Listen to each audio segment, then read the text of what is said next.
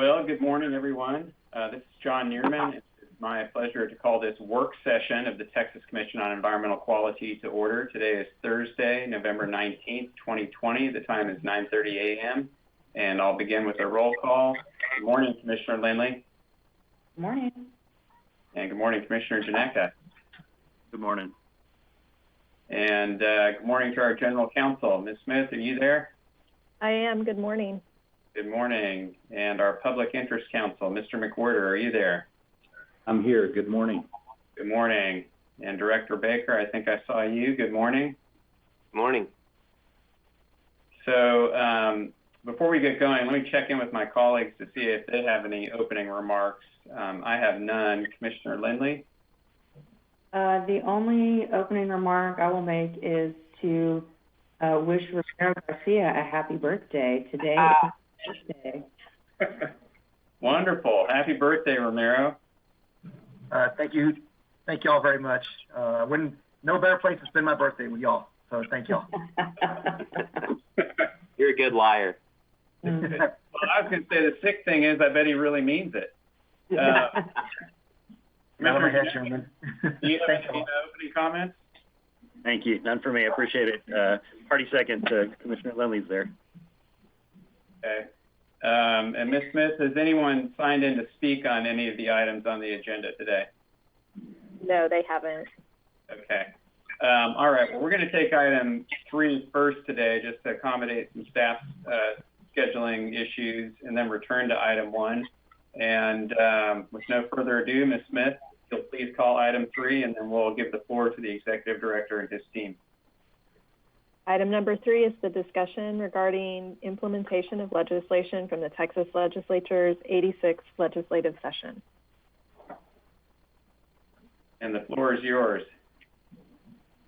Great. I'm not gonna speak long today. I just wanted to take the opportunity because all 3 of these items required an incredible amount of work within the agency of people working together at all levels, but also work outside the agency. The implementation of legislation, as you know, is something that we have to do after every legislative session. And our team has done just an incredible job of making that come to fruition. And, it's sort of this march that we can't stop. We have to be part of. We have to do it. And so I'm very proud of all of our rulemaking teams, all the folks who spent lots and lots of time trying to make sure that we're doing what the legislature told us to do. And then on the other 2 items, the treaty negotiations and the transferring of permitting authority from the Railroad Commission to an EPA to TCEQ, I have to especially give thanks to Commissioner Lindley for her leadership, L'Oreal Stepney for her leadership. Those 2 items are perfect examples of how I think different people in the agency step up and take on roles and make things happen. It's one of the things I really love about working here. It's always refreshing that we just have such expertise sort of at all levels at the top. And then we have folks who are working out in the regions like Pepe who are doing incredible jobs as well. And then the other thing that I really like about both these is that it illustrates our ability to work with other agencies. I think the press gets it wrong a lot with how we work with other agencies, and it's frustrating. I think it's frustrating for us. It's frustrating for our staff. But these 2 items specifically highlight our ability to go out and work well with our sister agencies and bring good things to the people of Texas. And I want to make sure that we highlight that. I want to draw attention to it. And then finally, just again, thank Commissioner Lindley and L'Oreal Stepney for their leadership here. With that, that's all I have to say today, which is great. And I'm going to mute myself and turn my camera off, but thank you for everything y'all done on this. Thank you, Toby. And I think Beryl Fields is going to make a presentation on item 3. Yes, sir. Good morning. Good morning. So I'm Farrell Fields, and I am the Director of the Intergovernmental Relations Division. Thank you for having me today.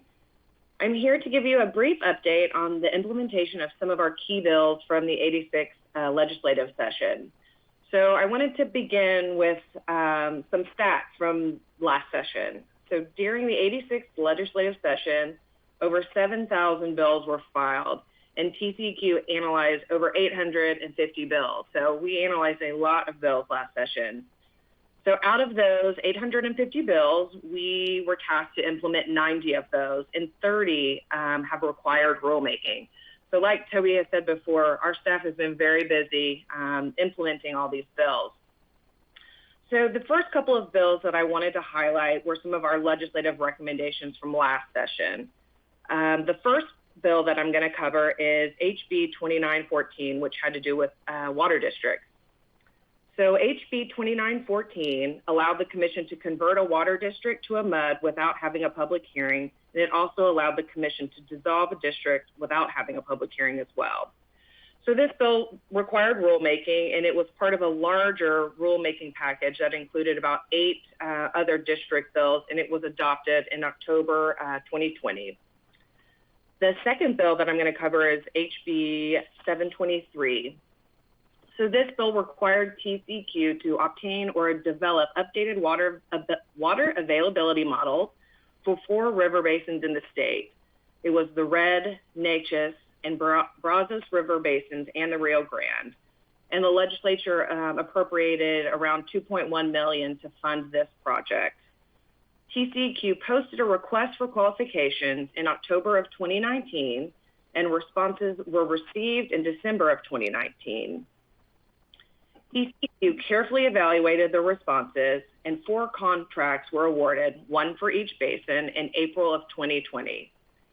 TCEQ's contractors have completed project management plans and detailed work plans for each basin and are continuing to work on data collection and integration. The updated models will be completed by August 31st, 2021. The last legislative recommendation I was going to cover is SB 698, which had to do with expedited permitting, which everyone is very familiar with. So this bill authorized TCEQ to use expedited air permitting surcharges to fully fund FTEs working on expedited air permits and to also support the expedited permitting program. So this bill allowed for 10 FTEs for expedited projects. TCEQ created an expedited team consisting of permit reviewers and a modeler dedicated to reviewing only expedited projects. During FY20, the Air Permits Division received 555 expedited projects and issued 618. Since SB 698, the average processing time for a major new source review permit that is expedited is 225 days, which is 116 days less than prior to SB 698. And for a minor new source review permit that is expedited, it is 156 days, which is 49 days less than prior to SB 698. So the next bill I'm going to cover is SB 649. This bill required TCEQ and the Texas Economic Development and Tourism Office to study and make recommendations on how to stimulate the use of recyclable materials. The bill builds on the study on the economic impacts of recycling by adding a review of the use of recyclables by Texas manufacturers and processors. The bill also required a program to educate the public on recycling. So after a very competitive bid process, the TCEQ awarded the contract to Burns & McDonnell in January of 2020. Burns & McDonnell has been tasked to conduct a study on the promotion of using Texas-based recyclable materials as feedstock in processing and manufacturing. This study will ultimately result in the recycling market development plan, including outreach and educational suggestions and materials. Full project commencement began with a kickoff meeting held on February 11th, 2020. Since that meeting, the project team developed and finalized the work plan, established the Recycling Industry Committee with a subsequent virtual meeting, developed and launched the Industry Recycling Survey to gather data through August 31st, 2020, It identified and collected existing supplemental data. It also identified existing state and regional entities to participate in development of implementation strategies, and it also scheduled and held 4 virtual stakeholder forums. Burns and McDonnell is currently reviewing the data received through the surveys and forums, creating educational suggestions, and evaluating market development options. So the last bill I'm going to cover is HB 907. And this bill increased the fine for failure to register an APO from $10,000 to $20,000 per year. It also increased the maximum penalty for an APO that is operated for 3 or more years without registering from $25,000 to $40,000. It also requires TCEQ to investigate an APO every 2 years during the first 6 years and then every 3 years. And it also increased the registration fee from $1,000 to $1,500. So this rule implementing HB 907 was approved by the Commission in July 2020 and became effective in August. The new fee structure mirrors the tiered approach used elsewhere by the agency. And currently, agency staff, they are reaching out to inform registrants affected by the changes so that they are prepared for the increase, which is expected to be effective in early 2021. So this concludes kind of my update from the 86th legislative session. I did want to point out that pre-filing did start last week for the 87th legislative session, and over 800 bills have already been filed, and TCEQ is already analyzing over 50 of those bills. So our staff is already in full swing, and we are just looking forward to another successful session, which will officially start in January. So that kind of concludes my presentation. I'm available for any questions. Thank you, Farrell. Appreciate that. I don't have any questions. Commissioner Lindley, any questions? No, I'm good. Thanks, Farrell. Commissioner Janeka? I had one small question, and it may well be you need to get back to me, and that's perfectly fine. Is the SB 649 recycling study bill implementation part of that award, the selection of Burns and McDonnell? Are we relying on them to also help us conduct the public education campaign, or are they just developing suggestions from the data, and then that's the next phase, or is that all one package? I will have to get back to you on that one. Much appreciated. Thanks. Well, Farrell, I think that might be it. Thank you, and thanks to everyone on your team for the great work that they do and are well underway already for this next legislative session. So we appreciate it. Thank you. All right, moving on. Ms. Smith, if you'll call item 1. Item 1 is the discussion regarding the negotiations around the 2015-2020 to 2020 water release cycle of the utilization of waters of the Colorado and Tijuana rivers and of the Rio Grande. I think I'm going to start us off on this one and try not to speak too much because L'Oreal and others, Earl and others have prepared a lot, and I don't want to. They're going to be talking about the meat of this subject, so I'll try to keep my remarks brief. But I just want to take a few minutes and one, thanks Toby. That was very kind. Very much appreciated. And I have my own little list of folks I'd like to acknowledge while I have the microphone. And so first, let me give a big, I will never be able to thank them enough, just to be very candid, to Morgan, L'Oreal, and Earl. I would say from, gosh, when was it, August to October 24th, the 4 of us were on the phone at least once a day, if not 2, if not 3 times a day. A lot of them scheduled, a lot of them stuff would just come up, and we need to get on the horn. And they propped me up. They made me look good. A lot of other folks did too, but they really were my personal backbone, and they were very supportive and cheerleaders when I needed a little cheering on. I also want to thank Kim Wilson, Lori Garris. I know there's a bunch of other folks in the Water Master Program, and one more I'll get to in a minute. And Robert Martinez and Eddie in our Border Affairs Division, they were all very supportive as well. And many times we get on last minute calls and just help me kind of navigate what was going on, and help me understand the technical side of what was going on, and and also the political side of what might be going on in Mexico, and obviously the legal implications of the minute that we ended up adopting. Well, we didn't adopt, but that got drafted and that kind of thing. So those four were very, very helpful. And then lastly, I really want to give a special shout out to Pepe.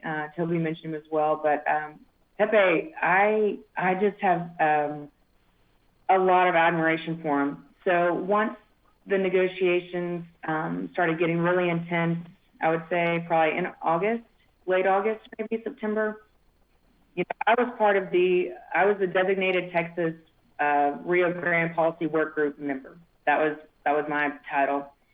And out of that policy work group, we all chose a member to participate in a smaller technical work group, I think is what they called it. We were only allowed to have one person, and they needed to be able to speak Spanish.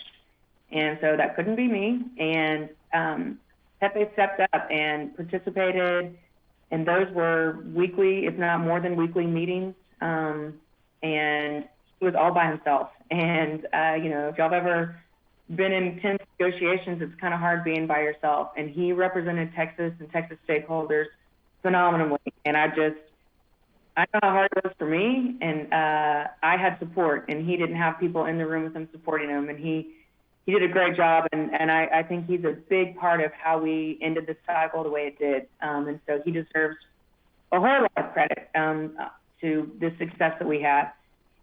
And then there's some people outside the agency that need a lot of credit. As Toby mentioned, this was a great collaborative effort between a whole lot of stakeholders. We had a lot of support from our congressional delegation. We had a wonderful amount of support from the Secretary of State's office, specifically David Zapata. He participated in a whole lot of meetings that we participated in, and was very supportive. And, there were things happening on the Secretary of State's side of the state that, they were getting phone calls about this issue because they're the international protocol officer for the state. So he and I were in constant communication about what was happening. He needed to know all the what was happening because our Secretary of State would get phone calls about it, and he was a wonderful asset for us, supported us a whole lot, traveled with us to a few of the meetings even early on. And then Chairman Perry and Chairman Larson and their staff, Catherine Thigpen and Shannon Houston, were outstanding. I mean, they really helped us out. They helped me out personally a lot, just being supportive. They were very, very supportive, which I greatly appreciated. And they were not just supportive of me, but supportive of our staff. And I know in the backup, I think there's some letters, at least one in there that speaks to that, which was really nice of them to do. And even if it wasn't a letter, they verbalized it at any and every speaking engagement I think they've had over the past 2 or 3 months that staff probably didn't get to hear, but I got word of and either heard it live or heard it from their staff afterwards that, hey, our boss was just do a shout out. So that was really cool. It's always nice to get credit, and those gentlemen were very kind, and their staffers were phenomenal as far as being supportive of the TCEQ. The governor's office was vastly important and vastly helpful, and we were very engaged with them. Wes Hambrick, the director of the Office of State Federal Relations Division, was awesome, and relied on him a lot to kind of open up the door for us to have conversations at DOS at kind of a higher level, and we used him a lot. I had a lot of one-on-ones with him just trying to figure out how to navigate the federal side of this stuff.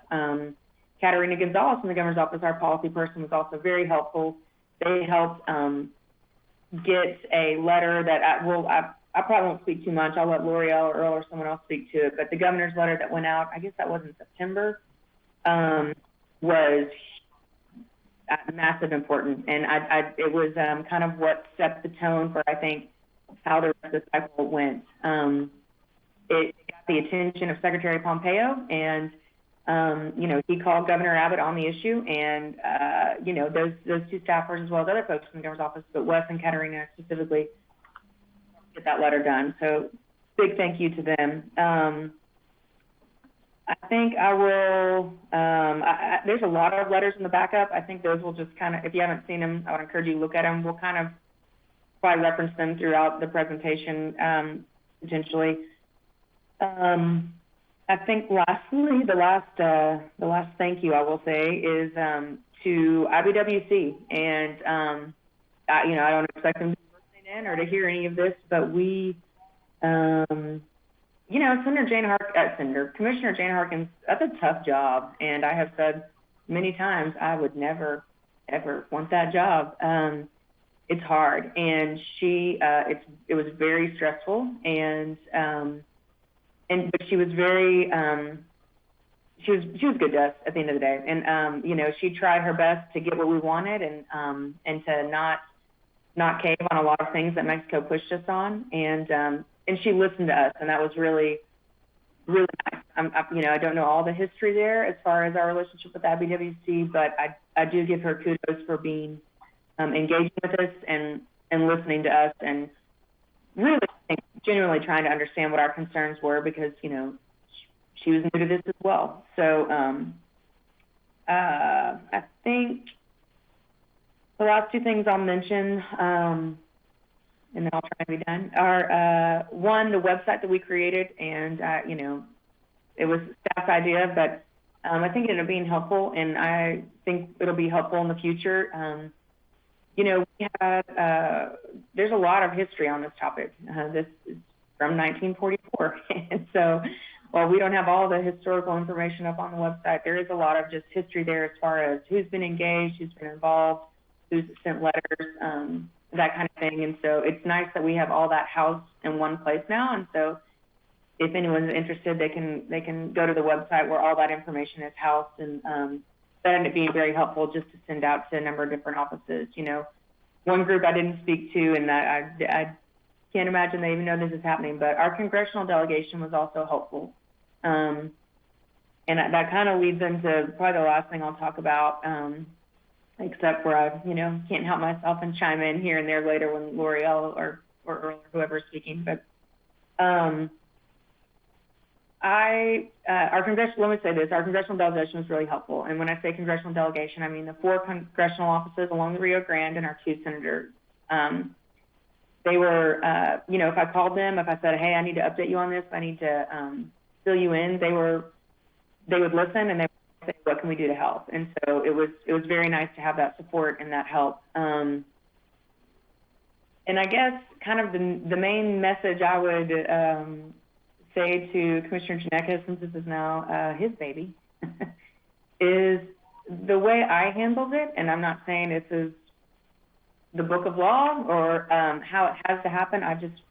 This is what worked for me, I'll put it that way, and I felt was really important, especially because we're coming up on the end of the cycle, was communication, right? I mean, that's usually where things go wrong, is when there's a communication breakdown.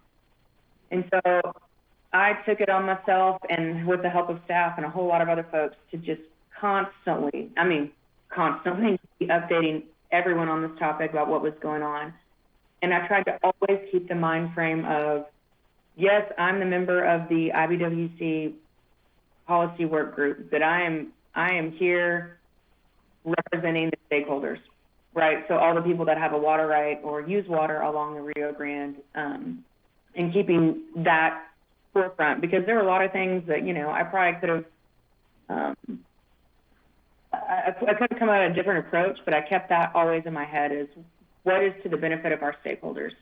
And that's just, you know, you'll get tested on it when it comes to negotiating, but I think if you always keep that in mind, that's helpful. And that's, you know, not all that insightful, but I would just recommend it. And then, and just the communication lines that we established, not to say that they weren't there, but we worked really hard to open those doors and constantly be in contact. I would love to see continue on, just because, one, it was a lot of work to get done. So I hate for it to go by the wayside, but two, I think it benefited everyone. So, the groups that I was constantly in contact with were, obviously our staff internal. And then I usually, towards the end, it ended up being more than once a week, but I would have a phone call with our Rio Grande, the Rio Grande Water Master Advisory Group.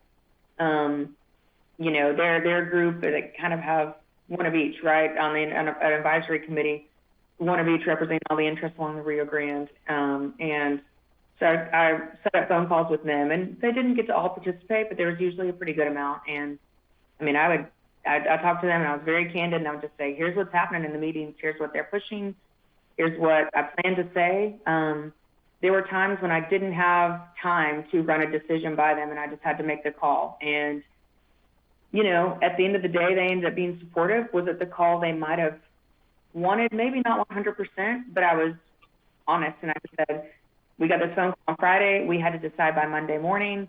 I made the decision, and here's why. And they were appreciative of that. And, that's just kind of how, even if you don't like someone's decision all the time, as long as they're open and honest with you about why they did it and the circumstances around it, people usually appreciate that. At least I felt like that group did. And so that's just kind of how I worked with them.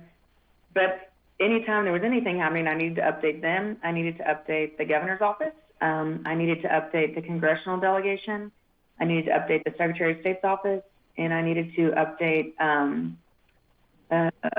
who's the last group? Congressional, our state, if Chairman Larson and Chairman Perry weren't in the meetings, I needed to update their offices. So I felt like there was always a group of about 5 to 7 groups. I just always need to make sure, have I told this person this thing? I know I told the congressional folks, have I told the state folks, just balancing all that. Became a lot, but there's awesome staff, and Morgan was super helpful for me, so I'm sure Rody will be helpful for you, and managing that and making sure everyone was kept up to speed on all the information that was coming out, because it was, at times fast and furious. And I mean those words, fast and furious. But we worked really hard, and Wes gets a lot of credit for this, as well as the governor himself for writing the letter that he wrote to get in front of DOS and open up lines of communication with them, and established a really great relationship with a couple people there, one lady in particular, Catherine Duholm. And I've since let her know that I'm stepping away, and you'll be taking the reins. And she was very kind, as far as thanking me for whatever, and looking forward to working with you. I will say IBWC and both DOS and Mexico, at the end of the cycle, we all agreed and we all left it as, wow, we got through this, got across this finish line. That was a lot of work. However, this is one heat in the big race, right? This is just one little piece. We gotta continue to keep working on this issue. It's much larger than the October 24th deadline of this 5-year cycle. And so everyone committed, Mexico, IBWC, DOS, us, everyone committed, let's get to the 24th. That's a goal, and then let's get back to the table quickly, and let's start figuring out how can we not let this happen again. And so I would, I don't know what conversations have happened, if you've heard from any of those folks or not, but if you haven't, I would say reach out to them, go for it, because, it's still fresh on everyone's mind, and it's still fresh how painful this was for everyone, and so no one wants to relive that again, and it's not an easy thing to fix overnight, and so it's going to take time, and it's going to take a lot of work, because it's just a lot of policy discussion that needs to happen, and it's, with a foreign country. And, Mexico, to their credit, I'm sure you saw enough in the media and saw bits and pieces of what all was happening on their part, but it was horrible. It was horrible what they were going through on their side. I mean, to the point of almost a civil war in parts of the country. So they don't want to do that again. And, their president said over and over and over and over again that they were going to fulfill the treaty, and that they had delivered the water to the U.S. And you know, we would hear that in the media. What he would make I don't know if it was daily or at least once a week, you know, speech to the country of Mexico, and that was always mentioned. But his staff that, which we'll talk about later, changed at the last minute. But the staff that we worked with there at the very end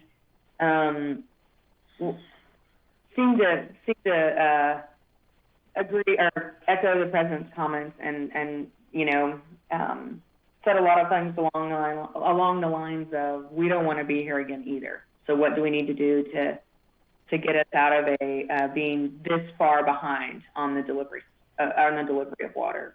So I think I'm going to stop there. I'm sure L'Oreal or Earl or someone will say something, and I'll think of something I want to chime in on. But I'm going to stop there and let them get after it, because they're the smart ones. So take it over to L'Oreal. Okay. So good morning, Chairman, Commissioners. I'm L'Oreal Stepney. I'm the Deputy Executive Director for the agency. And first, let me say thank you, Toby, for those kind words about Commissioner Lindley and myself. And Commissioner Lindley, thank you.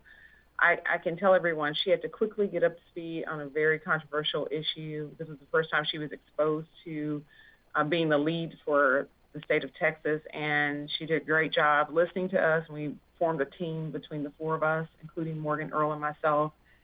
And also she did a great job, just as she mentioned, communicating to get so that Texas could be heard, and reaching out to our state and federal partners so that we could actually be heard. And I think that was critical. So thank you, Commissioner Lindley.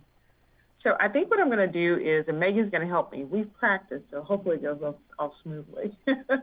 I'm going to show a few slides and then have a few remarks, and I'll turn it over to Earl. All right, so Megan, can you help me share the screen?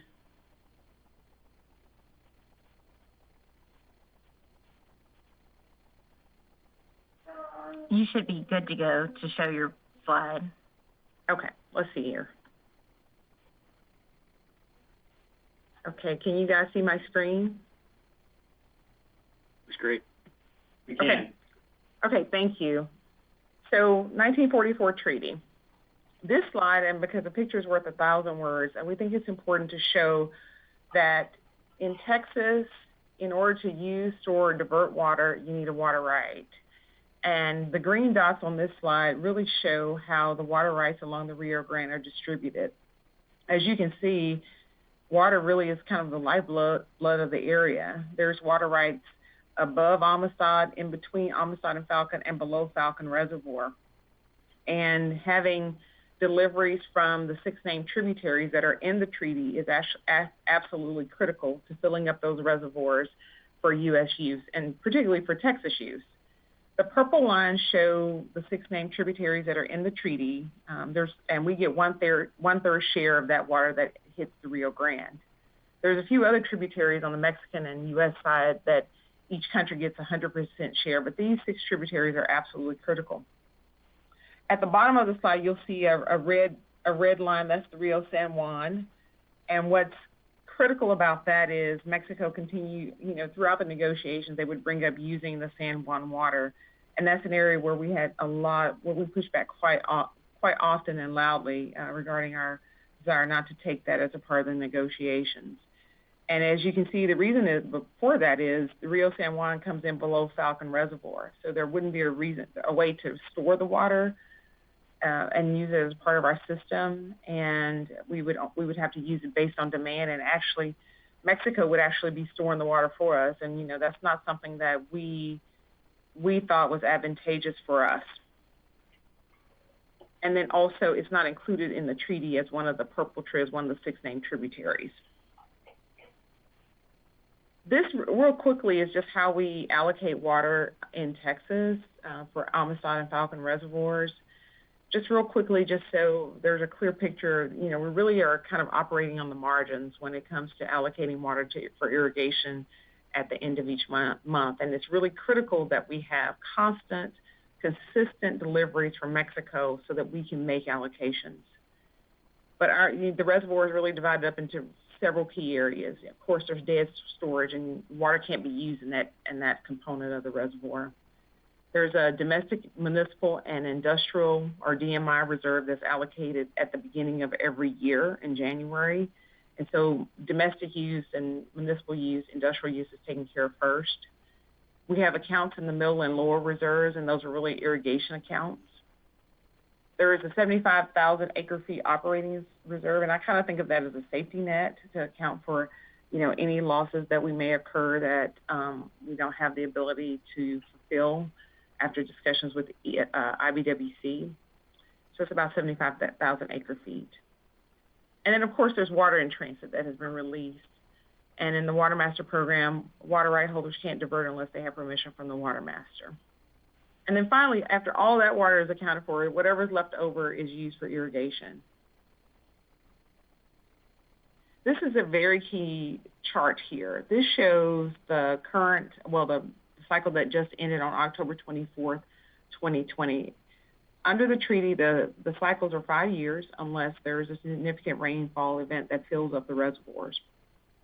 The red lines, either the dashed line or the solid line, basically are projections as to where Mexico needs to be in their delivery. So at the end of the 5-year period, we don't have these huge deficits and don't end in a debt. So as you can see, the black line was at the actual deliveries made by Mexico over the 5-year period. And there's only really one period of time between, October 7, 2017 through mid-2018 where they were above the curve. And so they were always running kind of behind projections as to where we needed to be to keep on track. And this has historically been the case. And I'll talk about a little bit later, but in December of last year, Commissioner Lindley and myself traveled to El Paso to address this very issue. And the final slide just really shows historically we have been in this situation many, many times where Mexico either ended in a debt, as you can see with the, blue lines and the green line that end at the end of the 5-year cycle, and they don't meet up with the red dash line.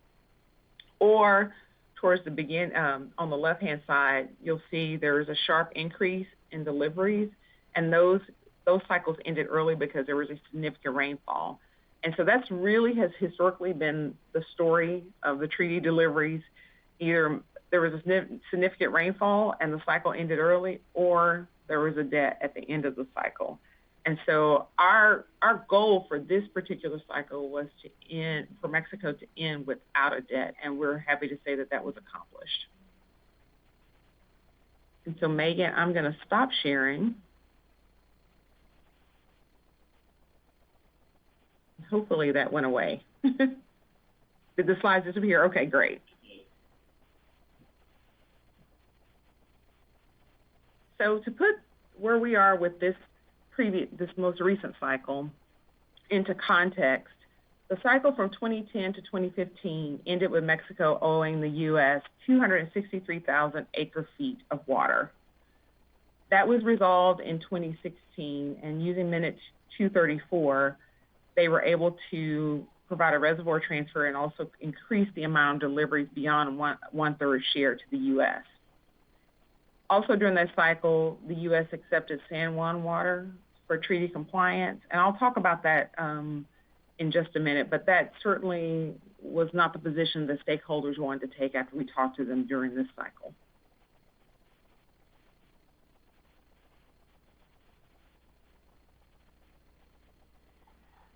As I mentioned when we looked at the map of where all the water rights are, compliance with the treaty is absolutely vital to Texas's interests.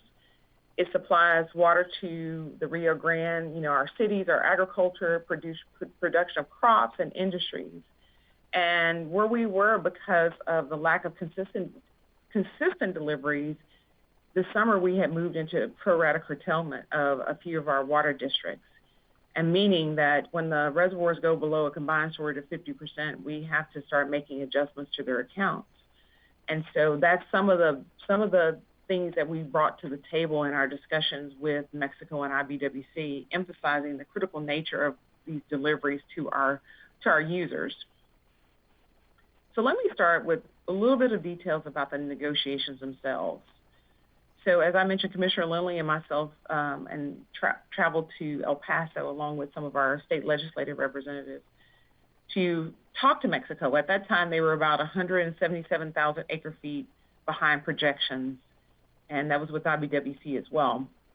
And Mexico at the time, they showed pictures and press releases where the Mexican president had said they were going to comply with their international obligations, and they had a detailed plan for how they were going to bring the deliveries at least to a current status so that in the 5th year, there wouldn't be this huge amount of water that would have to be delivered and making it difficult for them to end the cycle on time and with no debt. But needless to say, that was supposed to be done by February of 2020, and it didn't happen. Mexico did not meet its commitments. They only delivered about 16,000 acre feet, and that was really, really concerning.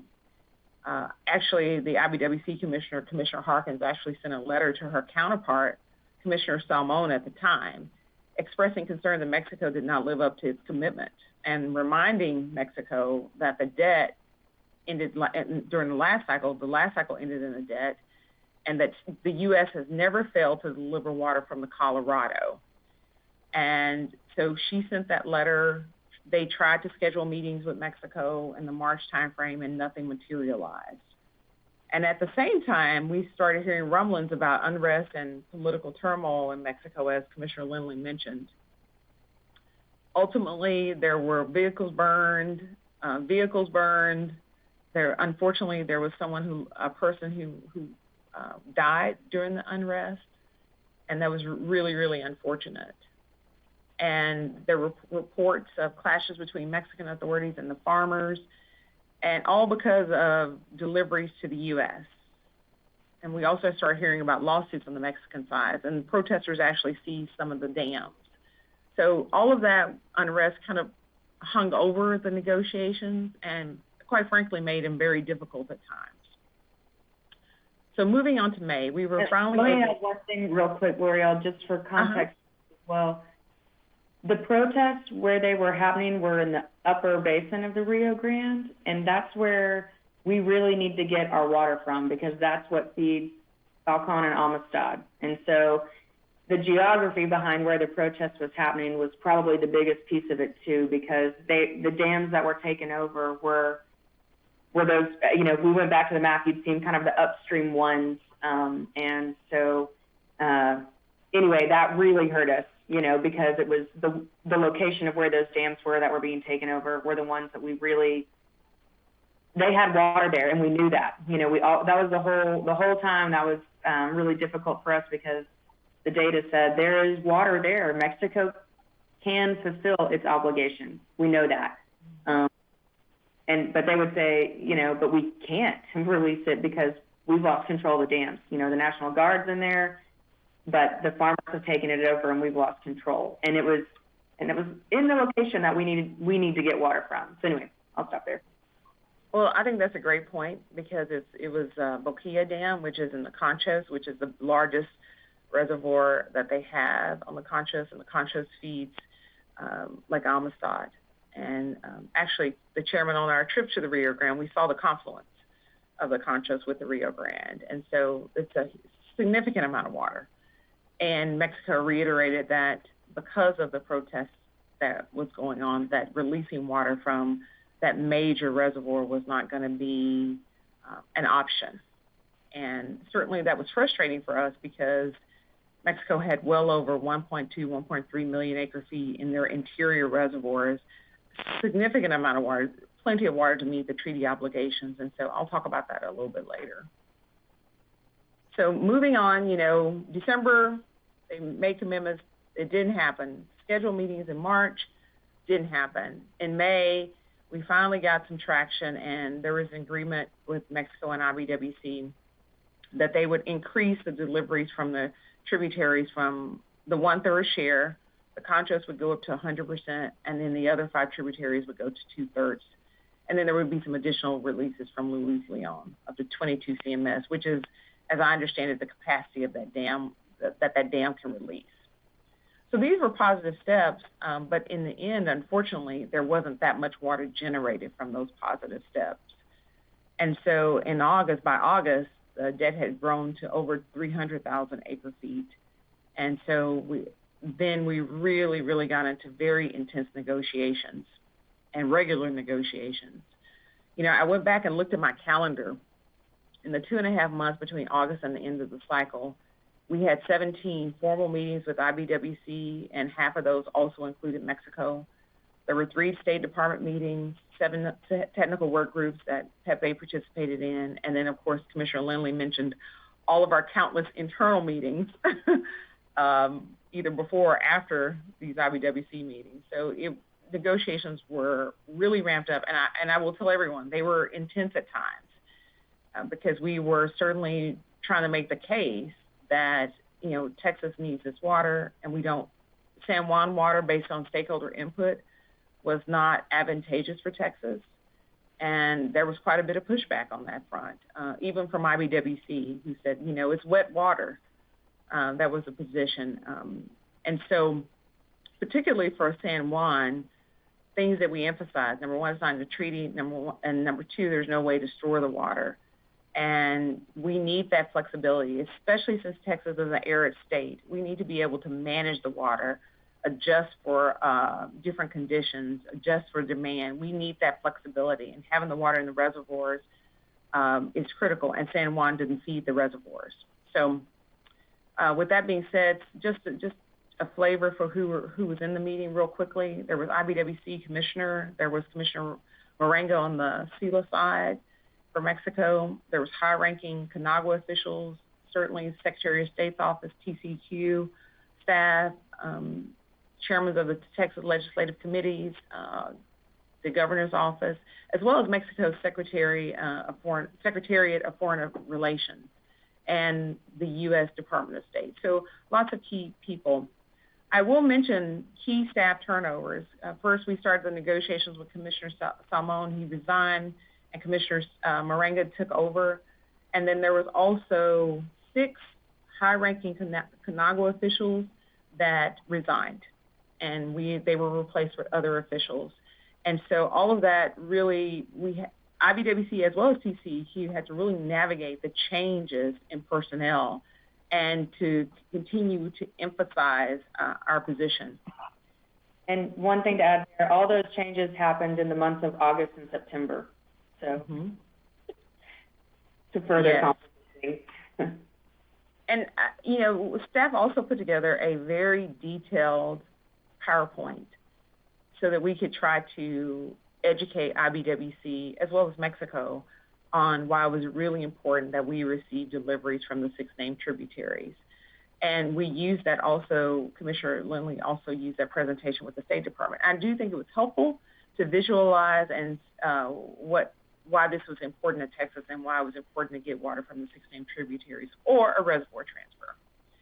So, and I think in the end, we got IBWC and Mexico to agree to take San Juan water off the table. They're going to use it for their users.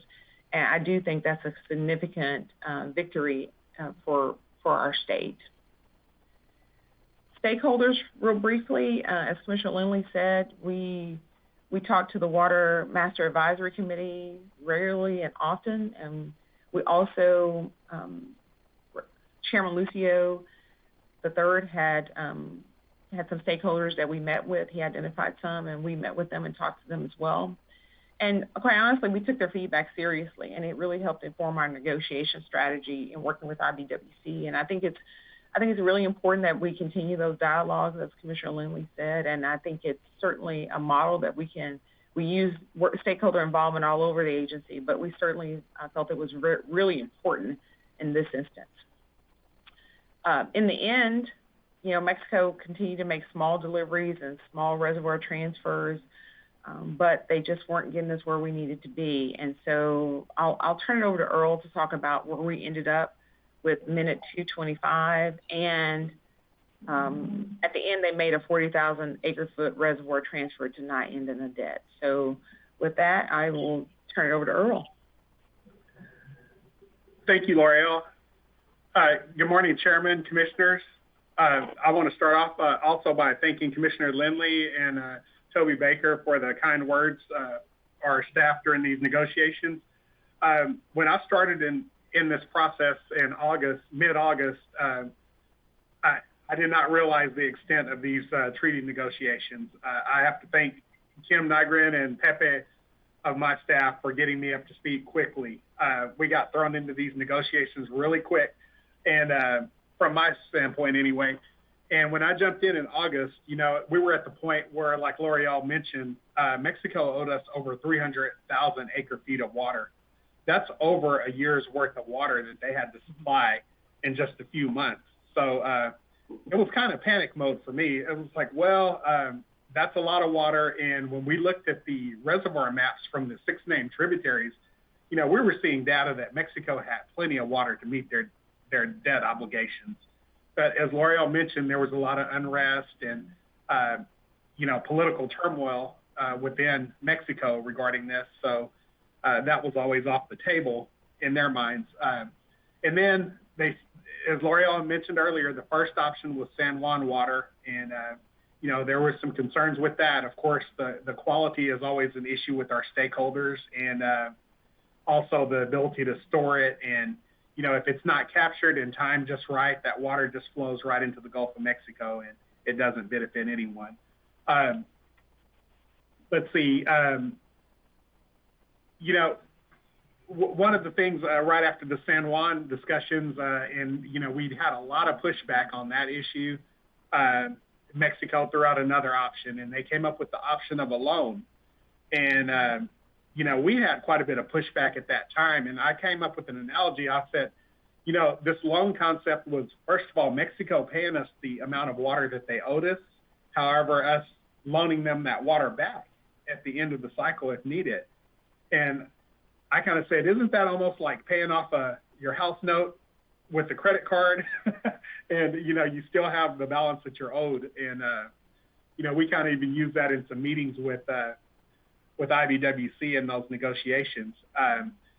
And, we started to, as time ticked on, we started to buy into the idea of a loan because, this water is critical to our users. We use it for municipal, industrial, and agriculture users. And the agriculture users actually start using water in December for pre-spring planting. They start pre-irrigating.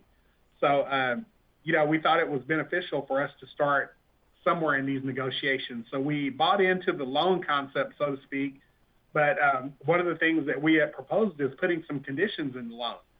First of all, Mexico had to demonstrate to us that they did not have sufficient water in their internal reservoirs to meet the demand. And second of all, we wanted to ensure that our users had priority first before we would consider loaning water. And there were also some other stipulations that we had tried to put in there. One of the things that IBWC had concerns with some of those because they felt that they would be changes to the treaty rather than negotiations.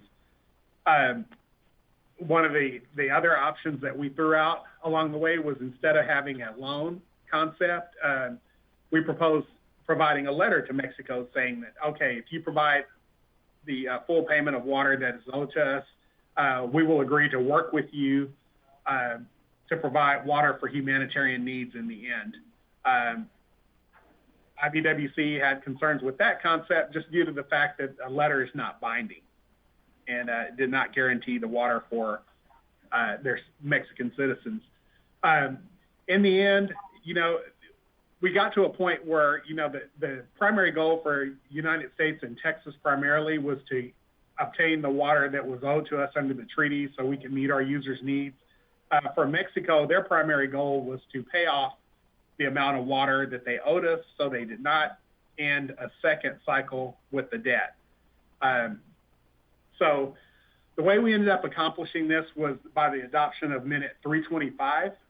And basically that Minute 325, and it was in the backup material, but it ensures that, or basically guarantees that Mexico would pay all the water obligations that were due to us from the international reservoirs, from Amistad and Falcon. They would pay off the entire debt with the understanding that if the water in those reservoirs went to below a month's supply for their municipal needs, that they would have the option of getting a loan from the United States. And that we did agree to that condition to meet their humanitarian needs. That loan is in place for a period of up to 1 year, or until the combined storage in those two reservoirs is above 129,000 acre feet. There is a stipulation that we will work out how Mexico would pay the loan back to us if it gets to that. Now, one of the things that Mexico did mention during our conversations, during one of our last conference calls, is they felt that they had sufficient water within their internal reservoirs to meet the demands, including the use of San Juan water for their users below Amistad. So that was a good thing. At this point, they haven't asked to work with us on the loan.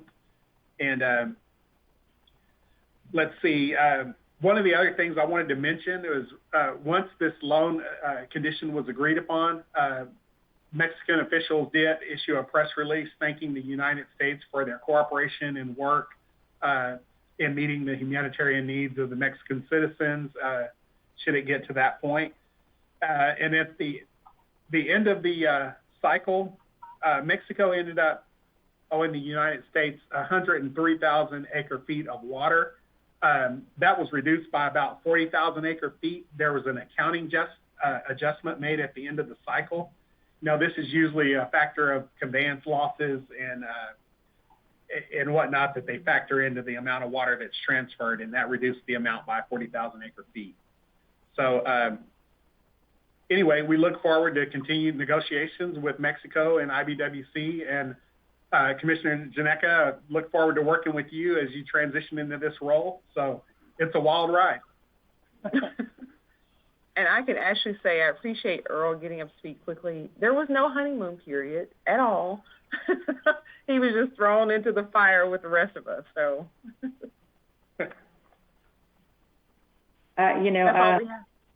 yeah, I only have like two other little things I was going to just say at the end, but I don't know, Commissioner Janeka, do you have any questions? We can do that for a minute if you'd like.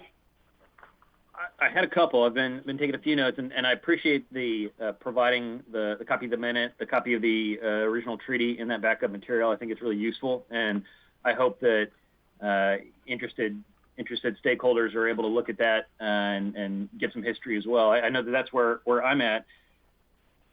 I'm curious about trying to get as much of your good, fresh thoughts right now, Commissioner Lindley, and Earl and L'Oreal, while we're fresh here, just specifically on the Rio Grande hydrology work group that is specified and called out in the minute.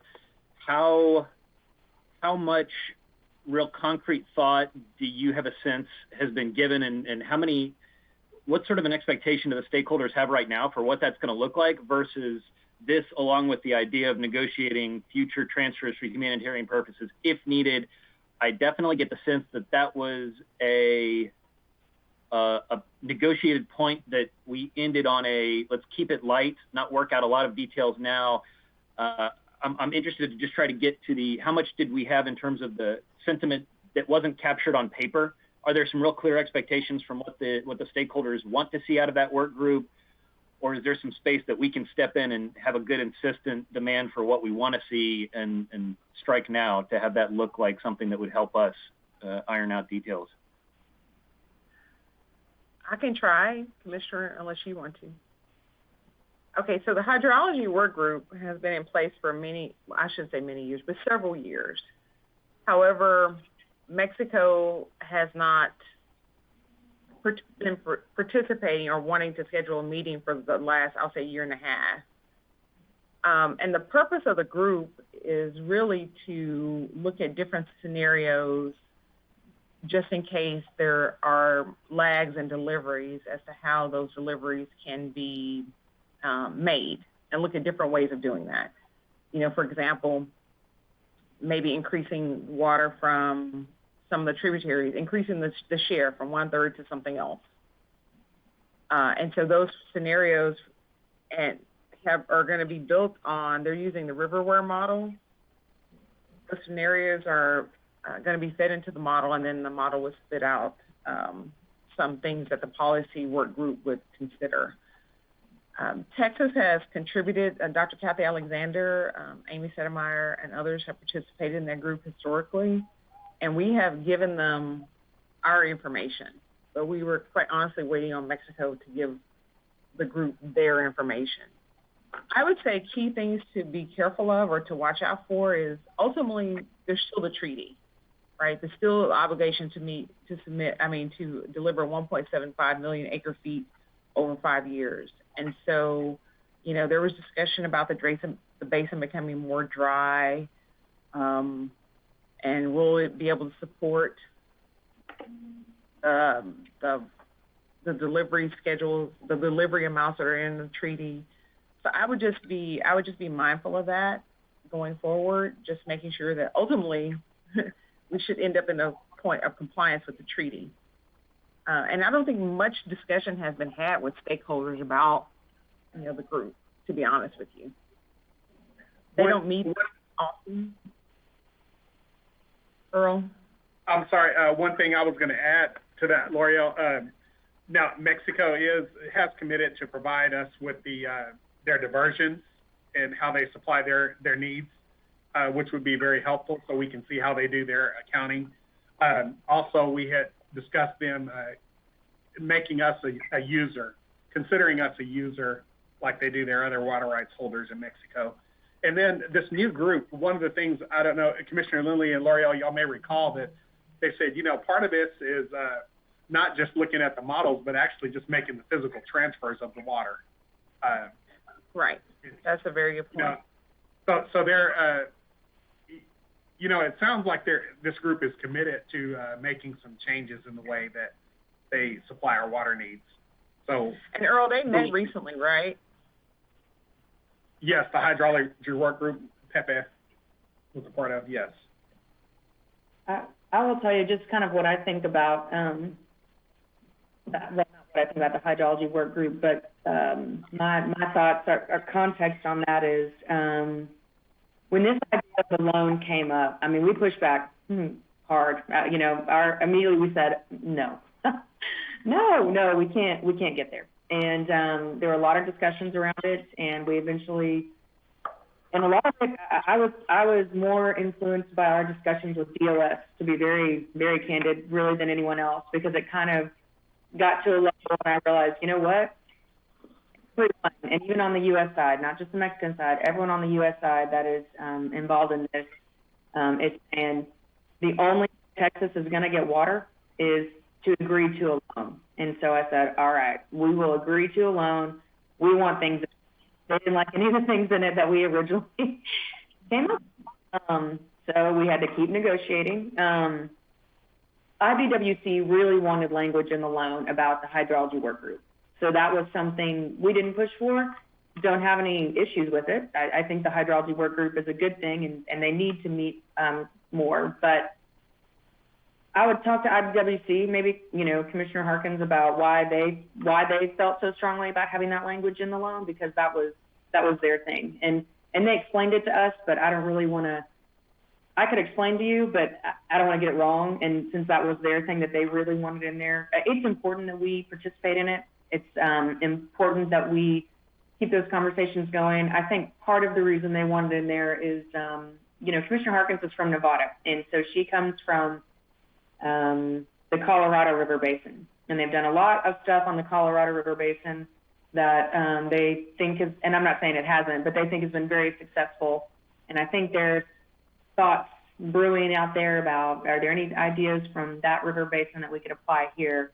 And so they're technical, they're very technical conversations, and I think they have a vision for the hydrology work group being more involved. And I really think one of the main reasons they put it in there is because if it's in a minute, then it is more binding, right? And that means Mexico has to come to the table and participate in the hydrology work group. Because one thing that has, I think, happened over the past maybe year or two, and maybe it's just happened throughout the years, I don't know specifically all the history behind it, but we've always participated in the hydrology work group. They've had a hard time getting Mexico to the table. And so putting that language into a minute kind of binds them because they signed a document saying, yeah, we'll participate. You know, what all they're going to talk about, I don't know, but I think that was a lot of the reason why the hydrology work group language is in the minute. That's just my 2 cents. So happy to answer other questions as well. I really appreciate that. That's very helpful context, and that gives me a good idea of how to pursue getting a little more clarity on that point. And the other piece that I was interested in, and it was the plan. I get a sense reading the minute, reading the previous minute, reading the discussion about how important information sharing is and how the commitment for information sharing is restated in a positive way. That helps, I think, suggest that we're not there yet on where we want to be. And I'm sensitive to the idea of information sharing and the necessary gaps that exist in trying to do it cross transnational boundary, and there's really challenges there I've seen in our agency's engagement elsewhere. So I appreciate already. I think I understand that is a gap, and I see some dates that Mexico committed to.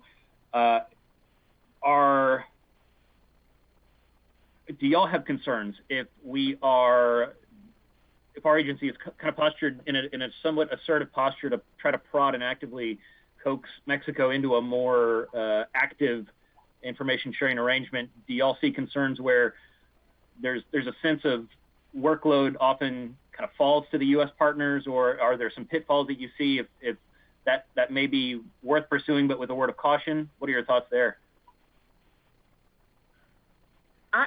I think the more information, the better that we can get from Mexico. You know, one of the things that the Water Master staff has conveyed to me over the years is that several of the, I'll say the TRIVs feeding the Rio Grande are just estimated. You know, they don't have gauges. And so that's just one example, but certainly the more information we can get from Mexico, I think the better, and I think the better the model will be. You know, the better input you have, the better output you'll have versus having estimates. So where we can get information, I think that's productive. And I think we've been forthcoming with information. So I have a question. Under the treaty, we have this 5-year cycle, and I think the 5-year cycle doesn't do our irrigators in the lower Rio Grande Valley, for instance, any good when they need water on the growing cycle. So is there anything that we've been able to accomplish to try to get Mexico to commit, even though it's not specifically required in the treaty, to a more level delivery of water, so that it doesn't all come in year 5, for example? Yeah, I'll start, and then I'll let them weigh in. Oh yeah, we tried. I'll just be very blunt. When I said, okay, we're willing to discuss this loan, and we came to the table with what we wanted to loan, there was some direct conversations about we want to see annual deliveries guaranteed, because that's the only way to prevent us to ever, to not be here in 5 years. And L'Oreal, Earl, y'all chime in, because I don't want to say this. Right. How I would describe it is IBWC does not interpret the treaty that way. They don't see anything in the treaty that obligates Mexico to deliver a certain amount of water annually. They only see it as they have to meet it 5 years. And it would go so far as to, we would say, well, they're already out of compliance with the treaty. And they would say, no, they're not. They're not out of compliance until October 24th. So we tried real hard. We didn't get there. I think there is great value in trying to figure out a way to guarantee annual deliveries. I mean, that is what needs to happen, and that's kind of the greater, bigger policy discussion. IBWC understands that, and to DOS's credit, the folks that we were on the phone with a couple times, or met with a couple times, said, we need to get there. We need to somehow get there. And we said, yeah, we agree. How do we? ultimately it's the two federal governments that have to sign this document and agree, right? It's odd for us because we're the only state that is affected by this. So it's basically Texas against Mexico, but it's really the U.S. against Mexico. And so it's hard because I felt, we were over here waving the flag going, hey, oh my gosh, no, we can't have this. We can't agree to this. Don't agree to this. IBWC, do not agree to this. Do not agree to this. So ultimately, at the end of the day, it's IBWC that is signing the minute and, overseeing the treaty. Would IBWC sign a minute to that effect, or would IBWC's position be that this is something that would have to be renegotiated in the treaty? I think the second is what they would say, but y'all go ahead, Sue. No, I was gonna say I think they believe that would be a treaty modification that both countries would have to ratify, and through Congress. I mean, the whole shebang. Right, and that's where we started off as far as the loan. Unless we get this, then we are not going to even entertain a loan, and we got extreme pushback on it. And Mexico said basically, no, it would take a treaty modification along with IBWC, who said the same thing, but they also talked about how they don't believe the basin can support that consistently with delivering that amount of water. Of course, we disagree because they had a lot of water in storage, but it was almost a non-starter. But I do think moving forward, it should be on the table, a discussion on the table, Commissioner Janeka, with IBWC.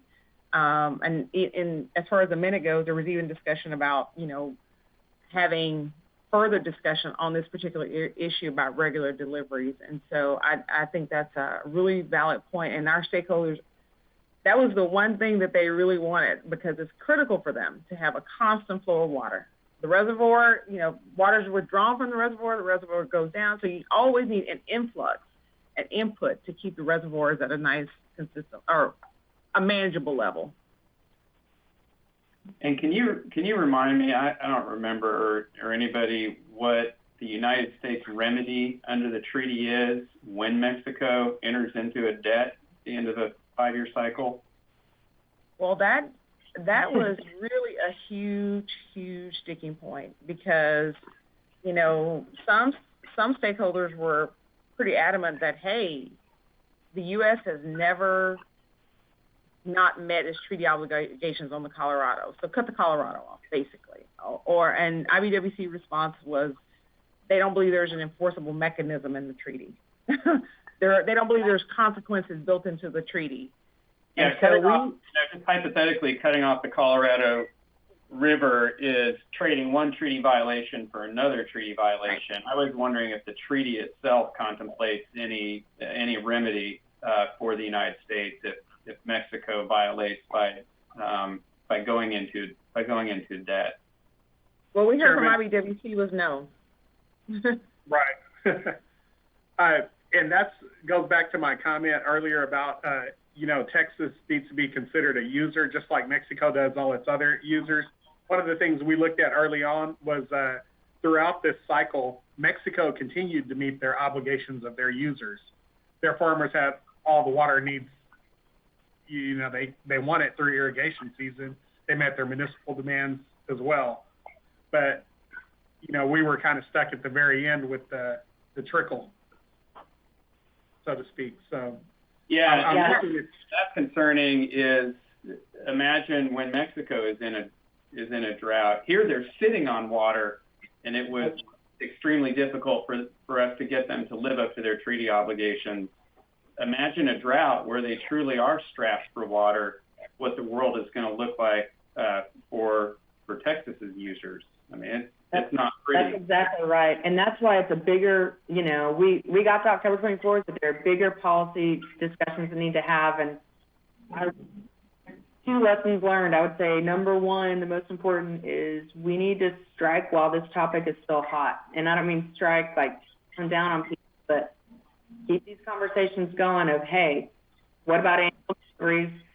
And see, I think gets all this too. I mean, they raised it here and there, but we were so everyone was so focused on finishing out the cycle, it was just kind of raised and not really, you have to be discussed a whole lot, but I mean, it's on I think it's on IBWC's radar, the technical folks side, saying exactly what you just said, Chairman, that there's water right now, but, you know, what happens when there is a drought and what are we going to do?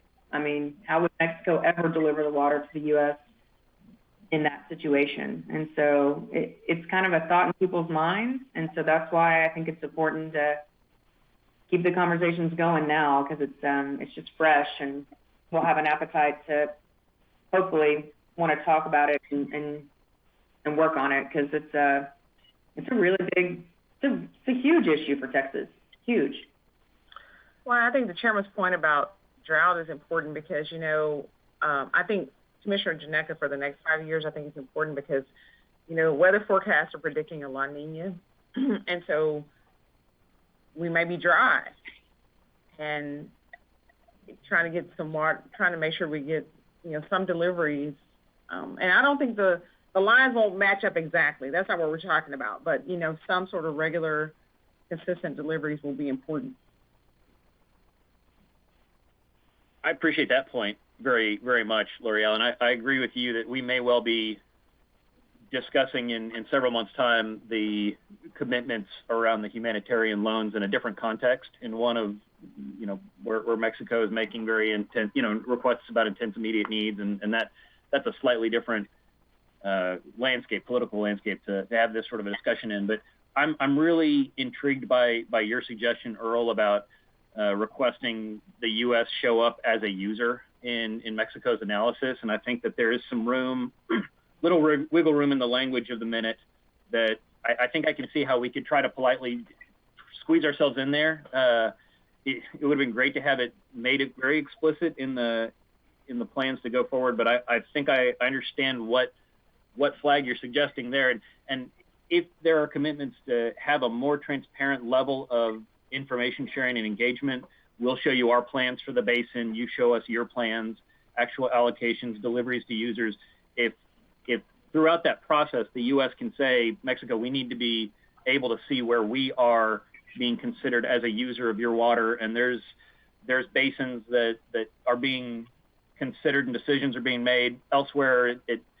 And that's the thing that has struck me throughout this. Because of the complexity of this, it doesn't immediately look clear to the public when they look at it where the missteps or the various helpful or less helpful decisions have been made by each of our respective countries and our states. We're operating in a really complex space, but if insisting on how the allocations and deliveries from Boquilla Dam from year one are being made by the Mexican government, and being able to understand, well, here's a line for U.S. users in this allocation occurring in this part of the country. That at least is it suggests to me there could be some common ground to use the aspirational goal of transparency and shared discussion and dialogue. There's a public shaming element where, by putting it on display, I think all the stakeholders here definitely want to see that we're all making continuous progress. But I appreciate the trickiness of there's no existing teeth in the treaty that we can really point to and lean on to help urge better compliance out of Mexico. So I really do appreciate the challenges, but I will pursue some further discussion with you, Earl, on exactly how best to tackle the U.S. as a user in the Mexico water planning space idea. I like that a lot. Great. Look forward to it. I didn't have any other questions on this topic. I really did appreciate this discussion. I think it's very helpful to get into, and I could not agree more about wanting to press hard now, strike while the iron's hot, while this is all still fresh on everybody's mind. So I really do appreciate your work on this, Commissioner Lindley, and I appreciate the overview. I will, I'm sure, continue to harass you a bit through our aides in terms of how did you deal with this user or that person, to the extent that we can share that knowledge on the back end. And I appreciate everyone's work on this issue, and look forward to trying to support as best I can as we shuffle the commitments and where each of us get focus. Well, thanks. I would say my two parting words of, I don't know if they're advice or just lessons learned or whatever, is one, I think it's tried, and L'Oreal mentioned it when she talked about the very detailed presentation we presented. It was a PowerPoint. We use it as a resource. We present it to IBWC. We present it to DOS, I believe. I can't remember if there was anyone else. Anyway, to explain to them, it started as why we don't want San Juan water, but it really is a good presentation of describing how water rights work in the Rio Grande and how we manage that water. I personally, and I'm going to try to not go on a tangent, I find it frustrating, I'll just say it that way. Saying that IBWC doesn't understand that. I kind of, Commissioner Harkins aside, she's newer, but they've had staff there for a very long time, and I found it very frustrating that they don't understand the way how we manage the Rio Grande. I just feel like there should be a greater comprehension of that. So I think taking that presentation, going through it again with them, and however you want to do it, and maybe DOS, if you're just going to have conversations with them, would be helpful, because it's just when they don't understand how we manage our water and why fulfilling the treaty is so important to our water users. It's just it makes the whole process more frustrating. So while there's a little bit of time now before we're in the crunch of year 5 of the cycle, trying to educate them on, hey, this is why annual water deliveries, this is why getting the water from those named tributaries is so important. We thought we did a good job explaining it to them, but I think they could still use a little bit of educating. So I would encourage you to try to just continue to work with them so that they completely understand why we raise the issues we raise them. And then 2, I found this interesting right at the end of the treaty negotiations, and I mean right at the end. IBW came to us and said, hey, we've done we've caught up on our accounting, our monthly accounting and our adjustments. I think Mayor L'Oreal referenced them, the conveyance losses, and they're always doing. And it was a big number. It was 40,000 acre feet worth of accounting adjustment stuff. And I got, well, I won't go into my emotions about how I felt. I was frustrated that we were just now learning about this a day before this loan was going to be signed, because in my mind I thought, that could be a game changer. We were, well, here I go. We were agreeing to a loan thinking these were the numbers, and then a day before you're coming to us saying they're not quite right. Mexico's actually not going to have to transfer you as much, which is good, right? I mean, but I would question if a loan would ever be needed, and I'll just leave it at that, if they were about to gain 40,000 acre feet. Anyway, Earl and L'Oreal can fill you in more on those conversations at a different point, but I would press IBWC. Where I'm going is I would press IBWC to stay current on the data. And I get it. It is a lot of work, but it is hard for us to argue what we need to argue and press for what we need to press if we don't have the current data. And they're the holders of that data. And so, L'Oreal and Earl did a good job over the last couple of months to really try and say we need to know what's going on, and we just got updated data a day or 2 before. At the end of the day, it wouldn't have changed anything more than likely. We still would have probably agreed to the loan. We would have still gotten the water delivered, but it would have been nice to have current data when we were in the heavy negotiations on the loan language. So I just thought it was kind of wrong on IBWC's part, just put it very candid, for them to share this updated number the day before. And I just think, if you're pressing us for data, that was one thing they wanted a lot from us, is data. You need to be sharing data with us too. And so, anyway, I'm still, I guess, a little upset about it. Commissioner Lindley? Yeah, go ahead. That frustration was shared, and we did communicate that with IBWC. They have caught up through September at this point, and they have committed to get completely caught up by the end of the year with the accounting. So hopefully we don't have these surprises again. See, Earl's already taken care of it. And then one thing, I said Kim Wilson earlier, and I just need to apologize to Kim. I know your last name is Nigren now. I apologize, Kim. I just went old habits, and I said Wilson. So I'm done. We can go on to item 2 unless you have any more questions or anything. Otherwise, the spaces that you don't see, but L'Oreal, including L'Oreal and Earl, are the real experts on this, and they will they will make sure it happens for you. I just have one final observation, and Bobby, you're going to run point on this, and obviously we are, we're stuck with the treaty we have, so we're going to have to manage that as best we can, given the relationships, what they are, those dynamics between different levels and agencies in the government, internationally as well.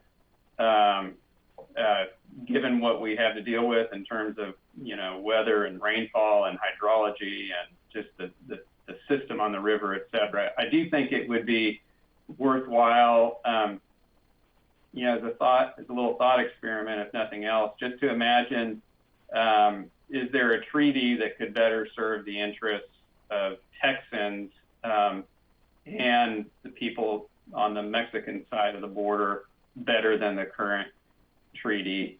And maybe imagine another arrangement. In the meantime, we're stuck with what we have, but I think that might be worth some thought. Anything else on item 1? We could spend days on this one. It's complicated, but let's not. Well said. I second that motion. Was that a motion?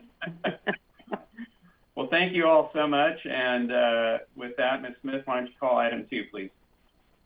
Item 2 is the discussion regarding the implementation of Texas House Bill 2771 related to transferring the permitting authority for produced water, hydrostatic test water, and gas plant effluent resulting from exploration, production, and development of oil, natural gas, or geothermal resource activities from the Railroad Commission to the TCEQ upon EPA's approval of the TCEQ's request for NPDES authorization to regulate oil and gas discharges.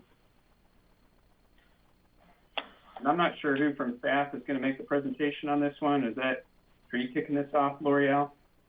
I think Commissioner Lilly is just going to have a few opening remarks. Yeah, just talking again. And then I'll start. I'll be much more brief with my opening remarks this time around.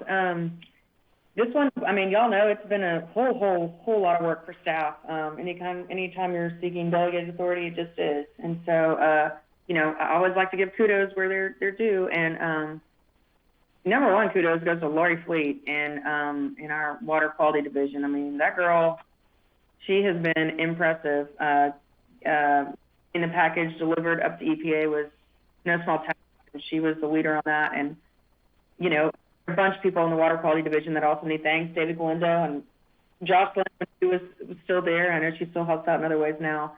There are a whole lot of folks in OLS.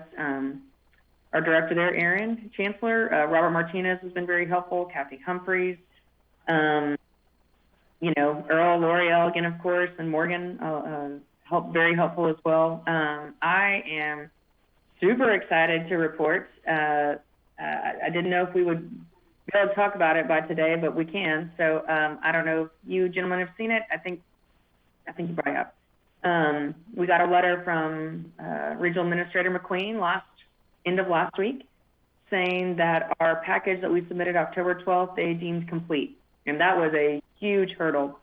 And so what happens now is once EPA deems that complete, they have 90 days to give us delegation or not. And within that time, they have to have a public meeting, have it posted in the register. So EPA Region 6 is working fast and furious. And Charles McGuire, of course, has been an outstanding partner in this and has been just instrumental in helping Texas. So the deadline for that 90 days is January 11th. So by January 11th, we'll know if we have delegation or not. I don't know if the exact dates have been worked out about when it's going to be posted in the Federal Register. I would expect anyone interested to be checking daily. I think it'll be soon. Just knowing they have to post it for X amount of days, knowing they have to have a meeting, and knowing all that has to be done by January 11th, it's going to move quick. So I think it'd be posted in the register very soon, and I would think a public meeting would be happening sometime in the month of December. Obviously, there's a holiday in December for a lot of people. So,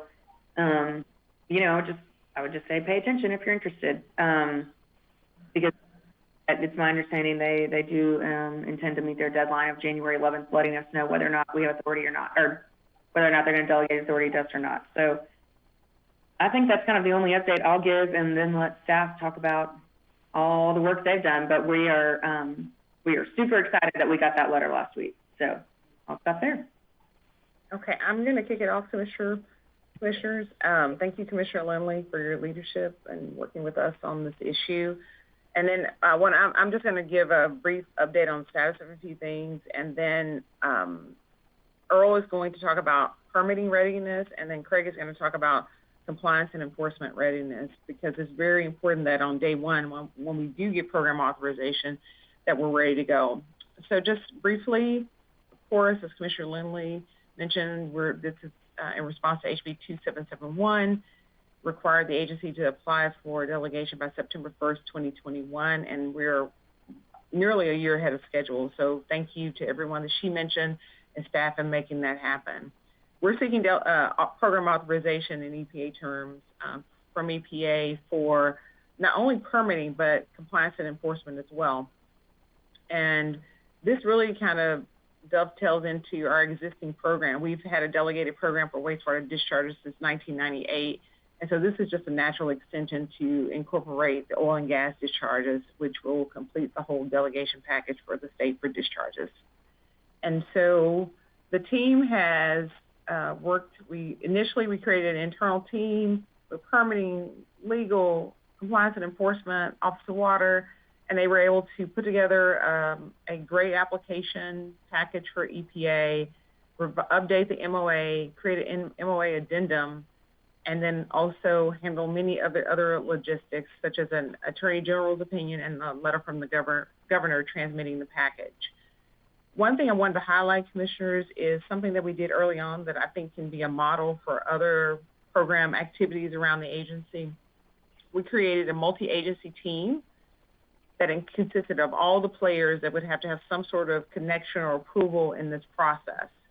And that included certainly our agency staff, all of the internal folks that I mentioned, but it also included EPA Region 6, Region 6 and headquarters. And for each of those, we include the permitting, enforcement, and legal staff for Region 6 and headquarters at EPA. So really, really big group, but we wanted to make sure all the players were at the table up front from the beginning.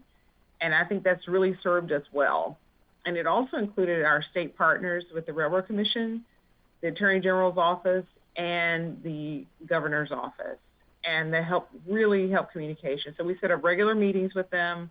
We had numerous phone calls. We would exchange ideas and talk about any potential hurdles, and we were able to walk through it. And I think that's one of the main reasons why EPA was able to declare our package complete, and they're quickly moving through the program authorization process. We even had a meeting in San Antonio, so I think that was key. Just to highlight a few accomplishments of the team, they have the rulemaking to incorporate the federal oil and gas effluent guidelines was completed in May 20th, 2020, and that incorporates Part 435 and Part 437 into our rules, which is a key element of the program authorization packet. We were able to work with the Railroad Commission and update the MOU, Memorandum of Understanding, between our two agencies that basically lays out how the oil and gas discharges will be conveyed to TCEQ upon delegation. Also, we adopted the MOU and Railroad did a few days later. Earl's going to talk about the hydrostatic general permit, but this is absolutely key. EPA didn't have a general permit for these types of discharges, so folks have to get individual permits. But TCEQ, under the remaining part of the TPDES program, has had a hydrostatic test general permit for years. And so we've incorporated the oil and gas element to that. So that's a huge accomplishment. Also getting the legal statement signed by the Attorney General's office, and there was lots of discussion with EPA lawyers, the AG lawyers, and our lawyers, and we're just so pleased with that. And then, of course, the governor's support with the letter author application to send to EPA. So we were really appreciative of that support. And with that, before I turn it over to Earl, stakeholder engagement. We set up regular meetings with stakeholders, quarterly meetings, and the next one is December 10th, starting at 1:30. But this is absolutely critical because we could get feedback from the stakeholders, including stakeholders who are less familiar with our agency. They're more familiar with the Railroad Commission. And so now they understand about the transfer once we get program authorization and who, within the agency they'll need to work with, because our processes are a little bit different. So that's been a huge plus. And then there's going to be additional outreach on, how to submit applications and that sort of thing, as well as Craig's shop is doing, they're planning to do some workshops to talk about compliance monitoring for associated oil and gas discharges in early December. So quite a bit of outreach that's going on with the public, and we think that's absolutely critical. And so with that, I'll turn it over to Earl to talk about permit readiness and where people can find information on our website, followed by Craig. Thank you. I'm sorry. Thank you, L'Oreal. I had my microphone muted. As far as permitting readiness, we're anticipating the program being authorized by mid-January. At least that's our goal date. And we are ready and prepared on day one. We are working on a new individual permits, actually new individual permit applications that come in on or after that date will be processed by TCEQ. We've got a new individual permit application that will be ready on December 31st of this year, ready to go. Individual permit applications that are pending with EPA, those will transfer to TCEQ except for those that are seeking a major amendment or have some sort of a variance request. Those will remain with EPA until they are finalized, and then they will transfer to TCEQ authority. As far as individual permits, we're anticipating that EPA will transfer approximately 64 individual permits to TCEQ. Those permits will come under our jurisdiction after the authority is granted. And from that point on, these permits will continue to maintain their TPDES authorization. However, anytime they submit an amendment or renewal, that will be a TCEQ issued TPDES authorization. We also have a number of general permits that will be transferring over from EPA. Some of the permits that we have developed since the implementation of this program is, like L'Oreal mentioned, is the hydrostatic general permit. That was approved by the commission in August of this year at a commission agenda. We're anticipating that's going to be our highest volume of authorizations that we received. It's approximately 450 to 500 authorizations. And we've got a portal set up through STEERS, so these applicants will be able to submit an electronic application and receive approval immediately. So that should be a great thing. We're ready to and anticipating that volume.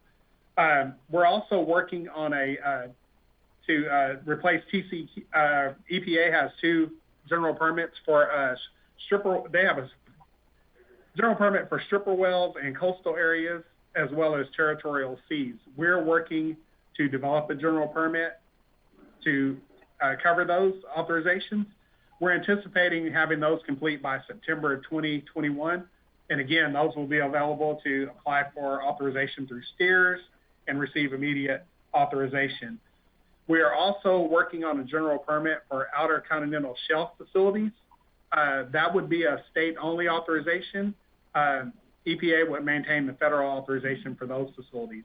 And we're anticipating that to be completed by September 2021 as well. And then we are working on an individual permit application for facilities west of the 98th meridian. They could discharge only for agriculture or wildlife use, and we will have that individual permit ready and available for those facilities. And then the last thing I wanted to mention is outreach. We are doing extensive outreach. We're going to work with Small Business and Environmental Assistance Division to conduct outreach on how to submit an application through STEERS, how to get their STEERS account set up, and of course a web page with all sorts of information on what type of authorizations and the transfer and everything else these operators could need. We've also been having these stakeholder meetings on an ongoing basis where we will continue to communicate. I think there's one coming up in December with stakeholders. And then lastly, as part of the implementation of House Bill 2771, the agency received 9 additional FTEs to implement these programs. 3 of those FTEs were for permitting, and they are on board and helping to get set up for implementation of this program. Craig is going to talk about the other 6 FTEs that went to OCE during his presentation. And that sums up my overview for permitting readiness, unless there's any questions. None here. Colleagues, any questions for Earl? Okay, if not, I think Craig. All in motion. Yeah, no questions. Thanks for the report. It's very detailed, and I appreciate how much what looks like a relatively simple ask at the front end just has tons of new ways to try to do it, shifting from EPA to our standards, and appreciate the detailed overview. Thank you. Thanks, Earl. With that, Craig. Oh. All right, I'll take it away. I'm Craig Pritzloff, Director of Office of Compliance and Enforcement. Good morning, Mr. Chairman, Commissioners, Public Interest Counsel, Mr. McWhorter, and General Counsel, Ms. Smith. Thank you, Commissioner Lindley and Ms. Stephanie, for setting up this discussion, and to my fellow director, Mr. Lott, with whom I've had the pleasure of working very closely with on several matters since I came on board in September. Thank you for your presentation and, of course, your office's assistance with OCE in this endeavor. And I want to echo what Executive Director Baker had started with and Commissioner Lindley had continued with thanks and kudos.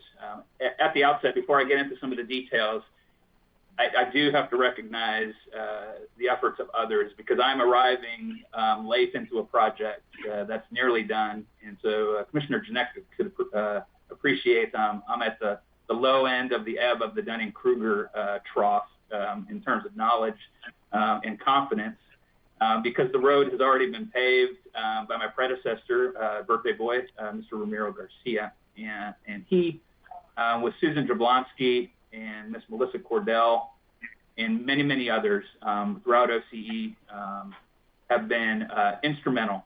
And without their efforts and those of Mr. Lott's and Ms. Stephanie's teams and their staff, this project would not be where it is right now, and which is nearly a year ahead of schedule. And that is an effort that should be recognized. And I also want to commend and recognize the spirit of cooperative federalism, which this project proves is alive and well, as our federal partners at EPA have worked and continue to work equally diligently to move this project along, and they continue to work closely with us on the anticipated transition early next year. And of course, cooperation remains strong with our fellow state partners at the Railroad Commission, and they have been instrumental throughout this process and great partners as always. With that, let me now transition to the post-transition and planning for this anticipated program authorization. Upon receiving authorization from EPA to TCEQ, the TCEQ will begin tracking compliance, monitoring, and discharges at permitted facilities, and will conduct investigations at oil and gas discharges at permitted and non-permitted facilities. And to aid in this effort, as Earl alluded to, there are 6 new full-time equivalent positions pending posting and hiring.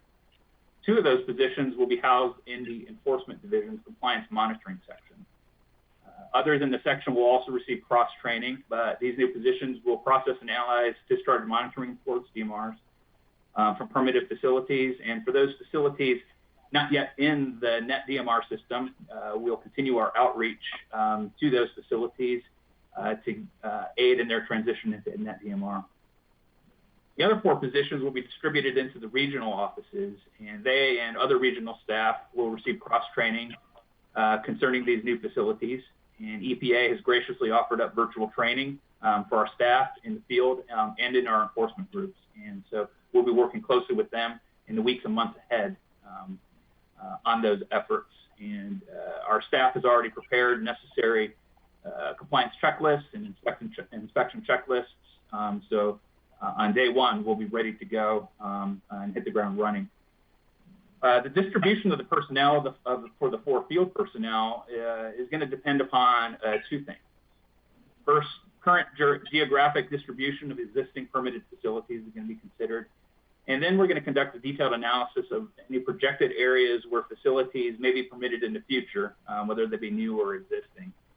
And with concerning that geographic distribution, I'm going to show a map right now of the facilities.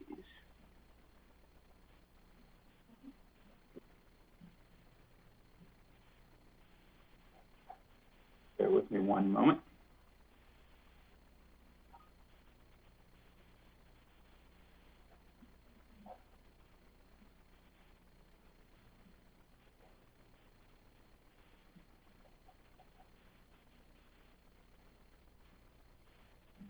Hey, Megan, I seem to have lost the share screen bubble menu.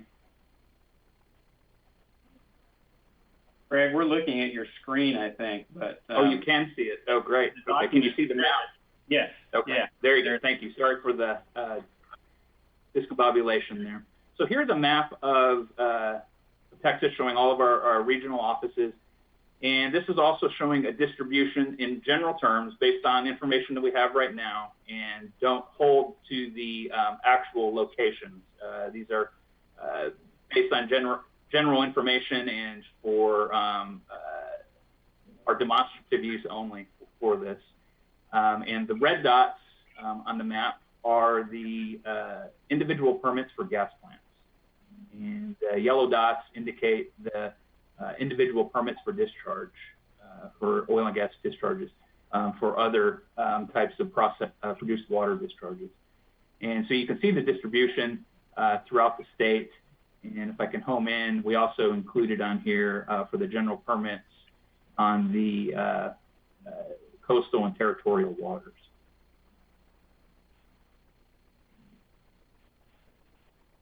And so of the discharge, for the produced water discharges, there's approximately 67 or 70-ish permits that will be coming over with Railroad and EPA. And we're still working through some of those lists. And the gas plants are about 30. One of the good stories about this is, you know, our plans are for the first year and 2 years is to touch each individual permitted site and have folks on the ground in the field looking at each one of those sites. And for the gas plant permits, we looked, and 75% of them already have an air permit that requires our folks out there on a very regular basis. And so it will be a simple effort to slip in the new checklist and be able to touch those facilities for these new permits. For the other 25% of those gas plant sites, most of, if not all, appear to be in our system in one form or other for some other form of authorization. And so we will be able to get them also into a regular compliance regime. For the other permitted facilities, we will come up with a plan to target those facilities and touch them in the months and years ahead. There's no set compliance schedule for these inspections. They're complaint-based, but at least for this first year, we definitely want to get out there and touch them. That map that I showed you, it does not show the hydrostatic discharges. There's, you know, as Earl alluded to, 500 some odd of those general permits. And so that's on a different type of schedule. And for those, they only submit DMRs if there's an exceedance. Outreach, we are heavily engaged in outreach through the stakeholder group, also through a virtual workshop that we're planning. We're also examining a joint letter to go out to all entities with all our federal and railroad commission partners, and press releases as well. And for enforcement, we are working with our partners to transfer any applicable orders that may have gone through. Any existing enforcement actions will be handled through completion by those agencies, and then we'll assume compliance and enforcement from there. And with regards to records, we are heavily engaged in how to transfer records from both railroad and EPA, hard copies and electronic. And EPA has 30 days after program authorization to transfer the records, and EPA is going to send out notifications to the all the permittees with respect to the transfer of TCEQ. And with that, I'll conclude my presentation and take any questions that you may have. Thanks, Craig. I don't think I have any. Colleagues, Commissioner Lindley?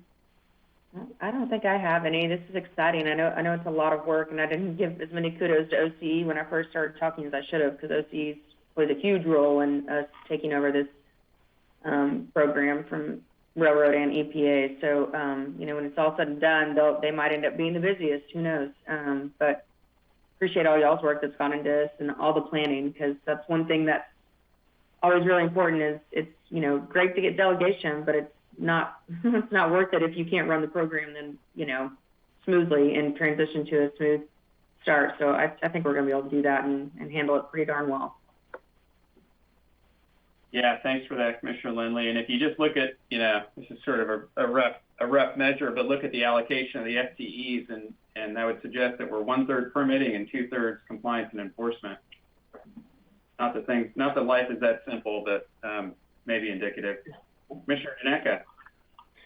I was just curious if I could ask Craig to give any guesses we might have right now as to how we're expecting the survey looking out on future needs of these types of permits or activities. The map of the state showing the existing authorizations, I think, was helpful to get a sense for it now, but are there any expectations or shifts from industry in response to this transfer of permitting where we might reasonably expect industry to respond to that slight shift in regulatory regime, and maybe more development will occur in one part of the state versus the other? I noticed it was pretty barren across the Permian Basin, where a lot of our production is occurring, but very, very few of these actual facilities under existing permits exist. So do you have any sense at this point in time, or is it really just we're not even sure, the universe is a little too complex to guess? I would be speculating right now, but you did hit on the elephant in the room, which is why I made that caveat of any future expected areas where new permits might come up, and so that will be a consideration as we move forward, especially with our outreach, which may, as you noted, industry may determine that there's additional facilities that fall under the rubric of the TCEQ's new authorization. So it's something that we'll be looking at closely moving forward. About what I expected, but I really do appreciate that, and I'm pleased to hear that y'all are looking thoughtfully at tackling that proactively. I think that'll be wise. It's an issue on the air side too, and of course we have some efforts underway to to do some outreach and including education and enforcement as necessary on the air side. And so I see the NPDES piece traveling perhaps with that. Anything else for Craig or any of our panel?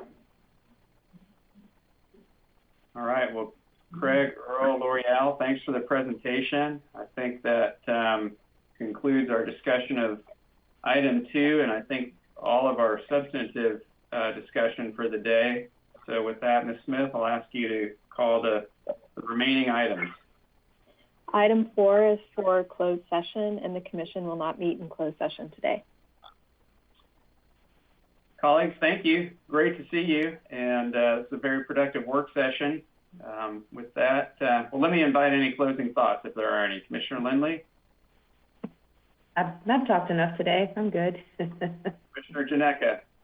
I will use this opportunity just to echo a sentiment you expressed in a number of our agenda meetings early in the year, and I think it was really a great example that you set, and one that doesn't necessarily fall in our purview, but we're an agency of the state. We're an organization of state employees.